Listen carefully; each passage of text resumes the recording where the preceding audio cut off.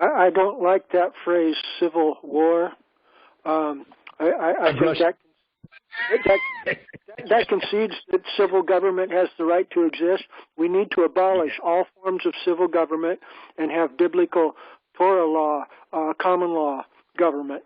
Yeah. Well, don't take it go ahead. I got that stuck in my head. You know, I try to use aggression, like the Northern War of aggression. That's part of why I raised the issue. If I repeat it often enough, after a while, I'll be able to adjust everybody's vocabulary. I think it's a healthy thing that we all try to watch how we're wording our propositions. Earlier, maybe it was you, Gary, or Chris, talking about possibly resorting to violence to take the power away from these corrupted, jackbooted Nazi government officials.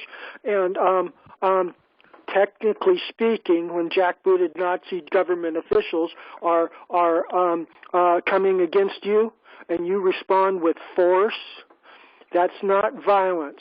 Violence, by definition, is a bad thing. You don't want to refer to yourself or your community as ever acting violently, because that's automatically unlawful. We've got the lawful right to resist tyranny and despotism with force. The proper word there is not violence, it's lawful force is a preferable phrase.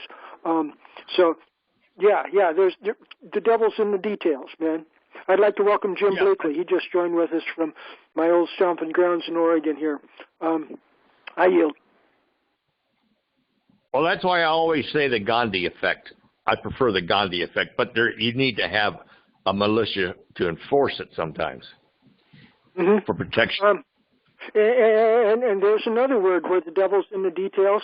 Militia is a term that has some problematic connotations with it.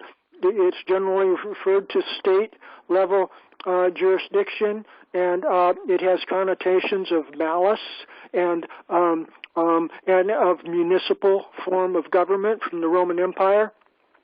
The more common law terminology at the next lower grassroots, more legitimate level of the county is the phrase Posse Comitatus. Under constitutional law, the state militia should be just an assembly of the Posse Comitatus from each of the counties, if that makes sense.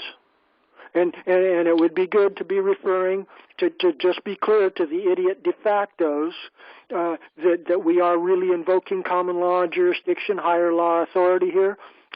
See, that when we use the word militia, that's kind of ambiguous. When we're talking Posse Comitatus, it's real clear. This is common law jurisdiction staring them in the face. So I really like, and again, choosing our words carefully and strategically can be extremely empowering. And that's a lot of our problem at the grassroots. We got a lot of good-hearted people out here trying to do good stuff, but they don't have the vocabulary or the script to make the bad guys back down and concede.